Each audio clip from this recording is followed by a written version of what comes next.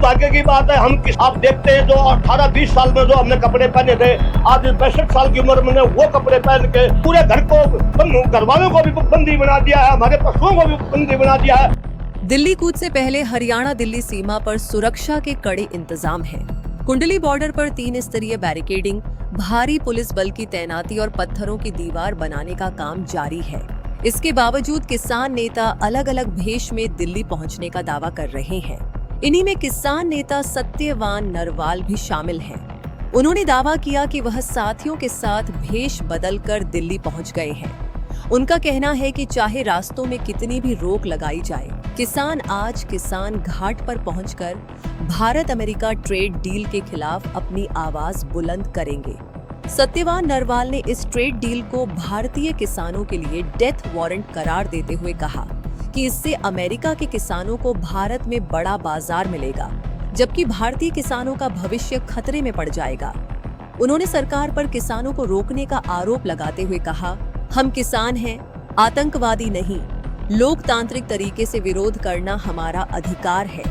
उनका आरोप है कि कई जगह किसानों और उनके परिवारों को घरों में रोकने की कोशिश की जा रही है। तो आप कपड़े चेंज करके और किस तरीके से दिल्ली पहुंचने की कोशिश? देखिए, बड़े दुर्भाग्य की बात है, हम किसान हैं, पूरे देश का पेट पालते हैं और शांति प्रिय ढंग से अपनी आवाज बुलंद करने के लिए देश का किसान आज किसान घाट दिल्ली में इकट्ठा होने जा रहा था। लेकिन हमारे गुरनाम सिंह चड्डू ने अनेकों सहयोगियों को कल ही गिरफ्तार कर लिया और कुछ को रात में गिरफ्तार कर लिया।